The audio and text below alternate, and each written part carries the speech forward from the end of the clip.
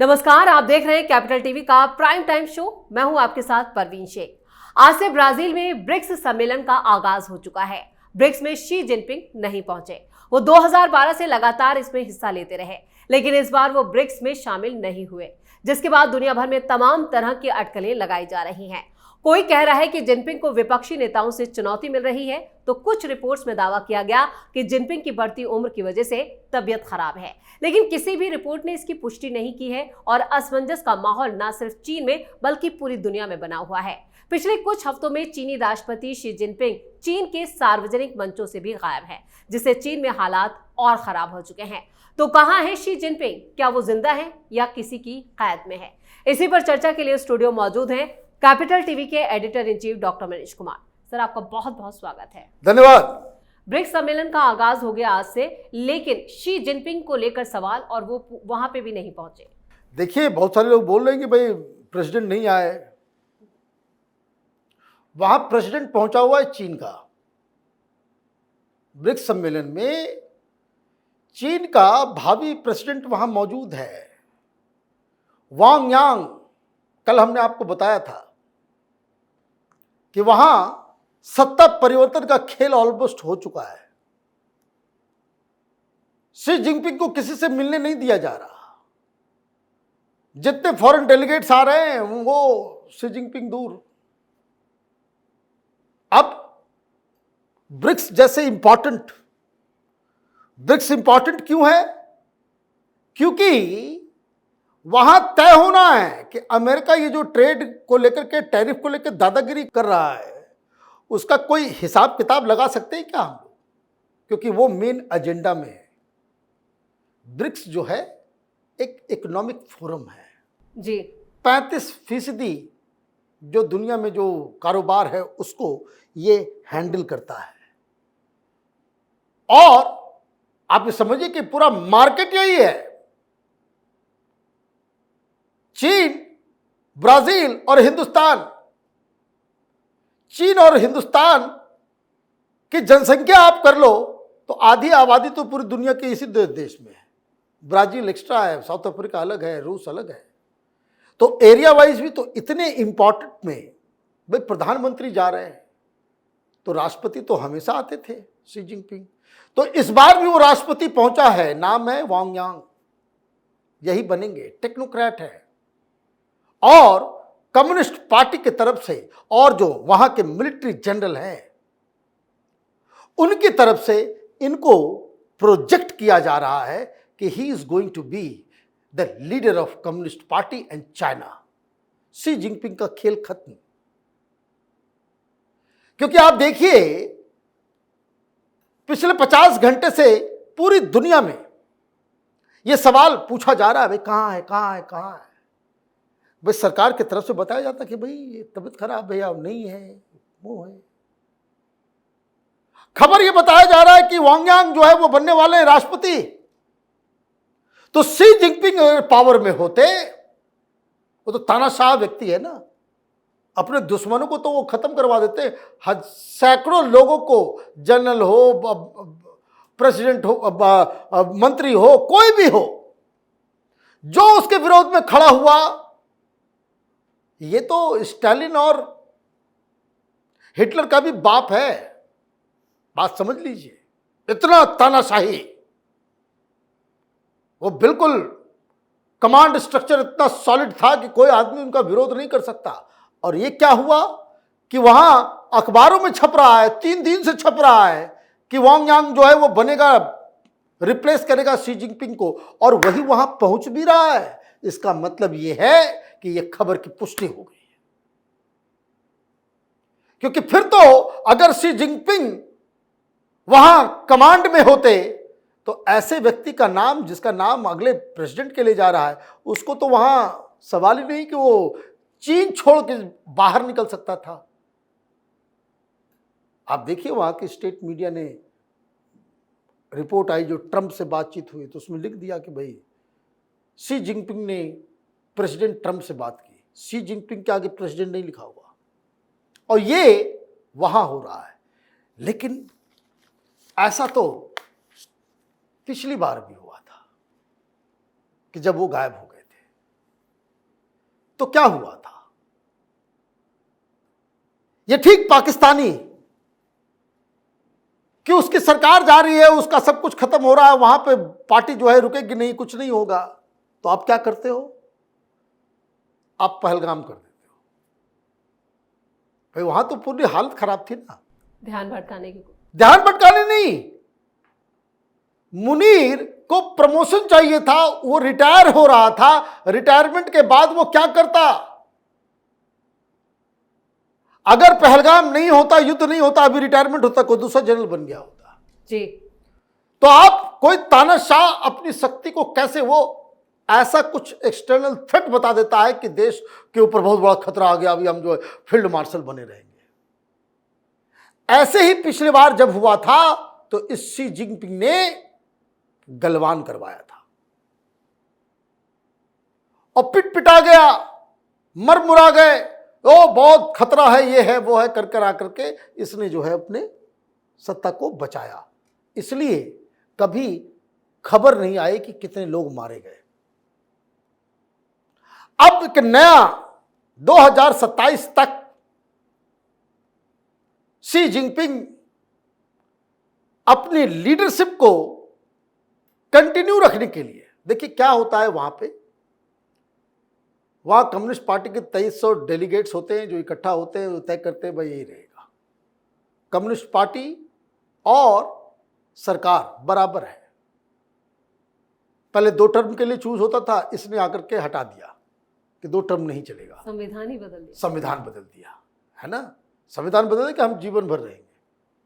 यही पुतिन ने कर दिया, यही स्टालिन जब तक जिंदा रहा तब लोग रहे। कभी कोई वहां पे वामपंथियों के बीच कोई सत्ता परिवर्तन इस तरह से नहीं, जब होता है तो खूनी खेल होता है। अब अपने आप को रेलेवेंट बनाने के लिए उसने ताइवान का चक्कर लगाया हुआ था। ये कहां से, ये विद्रोह जो सेना के अंदर हुआ है वो क्यों हुआ है? आप इंडिया से तो लड़ ही नहीं पाए और फिर आपने कहा कि भाई इंडिया से लड़ना बड़ा मुश्किल है, इंडिया के को जो है थ्रेट दिखा करके हम कुछ नहीं कर सकते। तो इसने, क्योंकि वो नाम आता है कि भाई जाना है तिब्बत, है ना, जब वो कहा जाता है कि वेस्टर्न थिएटर में जाना है इंडिया के बॉर्डर पे, वहां की सेना रोने लगती है, वहां रोने लगते कि नहीं वहां नहीं जाएंगे। और आपने कमांडर्स को जो है 2027 में ताइवान पे हमले की तैयारी करने को लेकर कह दिया। अब दिक्कत क्या है, चीन ने तो कभी युद्ध लड़ा नहीं। लास्ट लड़ाई जो 70s में इसने लड़ी 65 के बाद वियतनाम के साथ हुआ, वियतनाम से हार गया था चीन, वियतनाम से हार गया था। तो वहां के जो कमांडर्स थे वो बोले ये पागल हो गया, ये अपने चक्कर में हमें भी बर्बाद करेगा, और वॉर का एक्सपीरियंस उनके पास नहीं है, और बन गया क्वाड बन गया। अभी क्वाड की बैठक हुई ना जी, कि साउथ चाइना सी में ताइवान वायन के ऊपर जो है अभी ये बड़ा, बीच में भी बहुत ये सुगुफा चल रहा था, वो तो पहलगाम हो गया, वो इंडिया पाकिस्तान शुरू हो गया। अदरवाइज ताइवान और चीन के बीच अगर आप गूगल करेंगे वो टेंशन बड़ा हाई हो गया था, और शी जिनपिंग यही करने की कोशिश कर रहे थे कि एक एक्सटर्नल प्रॉब्लम शुरू कर दो और ताकि हमारे अंदर जो है वो ना हो। लेकिन वहां के जनरल समझ गए कि भाई ये तो खुद मरेगा, अपने लिए वो उस तरह का खेल कर रहा है। जैसे पाकिस्तान में कोई अक्लमंद जनरल सवेरे 4-5 होते, वो जो पहलगाम हुआ, पहलगाम के फौरन बाद जो है उसने जो मैन्यूवर कर लिया, ये नहीं करने दिया होता तो मुनीर का खेल खत्म हो जाता। जो काम पाकिस्तान में नहीं हुआ वही चीन में हो गया कि जनरल जोंग यूत्स्किया जो सेकेंड इन कमांड है उसने रिवोल्ट कर दिया, कहा ये सब बकवास बंद करो, कोई एक्सटर्नल थ्रेट नहीं, कोई नहीं लड़ना है। और जो वहां से खबर आ रही है कि भाई कि विद्रोह आर्मी जनरल्स के बीच हो गया, टॉप 4 आर्मी जनरल्स उन्होंने मना कर दिया। और उसके बाद जो शी जिनपिंग के लोग हैं आर्मी के अंदर जनरल्स लेवल पे, उन सबको सैक करना चालू कर दिया। तानाशाह इतना बड़ा, शी जिनपिंग की पार्टी का भी चीफ, आर्मी का भी चीफ, सरकार का भी चीफ, ये इस तरह का तानाशाह ये बन गया था। मैं ऐसे नहीं कहता कि वो हिटलर का बाप था। और अचानक से मालूम चलता है कि सेना पीछे चली गई, पार्टी जो है वो देख रही कि भाई एक ना इकोनॉमिक क्राइसिस हो रहा है, 20% वहां का अनएम्प्लॉयमेंट रेट है, अलग अलग जगहों पे अलग अलग बिखराव की स्थिति है, वहां कहां कहां अलग अलग राज्यों में क्या चल रहा है वो कोई और किसी और दिन मैं उसका वीडियो बनाऊंगा, आपको बताऊंगा कि किस तरीके से वहां ऑलरेडी सेसेशनिस्ट मूवमेंट के मुहाने पे खड़ा है चीन। आर्मी ने बगावत कर दिया, इनके लोगों को, कुछ लोगों को बताया तो ये जा रहा है कि बहुत सारे जनरल्स को मार के खत्म किया गया जो शी जिनपिंग के साथ थे, और ये कोई तबीयत खराब नहीं है, इनको हाउस अरेस्ट करके रखा हुआ है। आपको याद होगा वहां गोरबाचोव के साथ जो हुआ था, गोरबाचोव छुट्टी बनाने गया, अचानक से चारों तरफ से आर्मी ने घेर लिया, बोला इधर ही रहो। गोरबाचोव ग्रेट लीडर थे, है पेरेस्ट्रोइका और ग्लासनोस्ट ये सब शुरू करने वाले, अचानक से झटके में खत्म। सत्ता परिवर्तन ऐसा ही होता है, साथ साथ आर्मी चीफ आ गया और रशियन रेडियो के ऊपर, टेलीविजन के ऊपर आकर के प्रेस कॉन्फ्रेंस कर दी कि हमको देश को बचाने के लिए जो है इनको सैक कर रहे हैं। खत्म कहानी, यही होगा और यही हो रहा है। जब आपकी सरकारी मीडिया ने उसको दिखाना बंद कर दिया कि जो वहां की सरकारी मीडिया वामपंथी मीडिया होती है, वहां का जो प्रेसिडेंट होगा वो न्यूज में पहला फोटो वहीं पे होगा, माउथ पीस मीडिया जिसे कहा जाता है चीन की, वो सरकारी मीडिया, वहां कोई प्राइवेट मीडिया नहीं चलता, कोई डेमोक्रेसी नहीं है।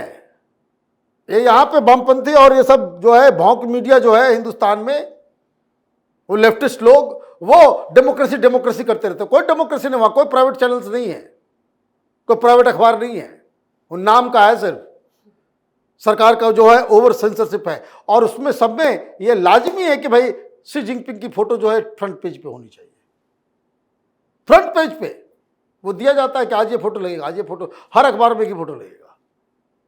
तो ये तो वहां का दस्तूर था। ये सारी चीजें हो गई, इसका मतलब क्या है, हिंदुस्तान को भी सतर्क रहने की आवश्यकता है।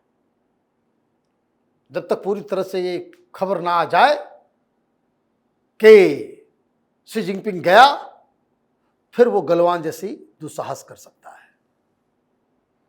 कि वो कोई एक्सटर्नल थ्रेट बता करके वो चीजों को यूनाइट करने की कोशिश करेगा। लेकिन दिक्कत क्या है इस बार कि आर्मी का कॉन्फिडेंस लूज हो गया कि आदमी तो बेकार है, पार्टी के लोग कह रहे बेकार है, और समाज जो है उस तरह के इकोनॉमिक क्राइसिस से गुजर रहा है कि जिस वजह से शी जिनपिंग का जाना बिल्कुल तय है। वो दंतहीन विषहीन प्राणी बन गए हैं, इसलिए जिस शख्स का नाम वांग यांग का नाम जो आ रहा है कि ये अगला राष्ट्रपति होगा, इसलिए वो ब्रिक्स के मीटिंग के लिए ब्राजील में मौजूद। चलिए, इस तमाम जानकारी के लिए और सटीक विश्लेषण के लिए आपका बहुत बहुत धन्यवाद। धन्यवाद। शी जिनपिंग के गायब होने की खबरों ने चीन में राजनीतिक उथल-पुथल और पीएलए की भूमिका की तरफ भी इशारा किया है।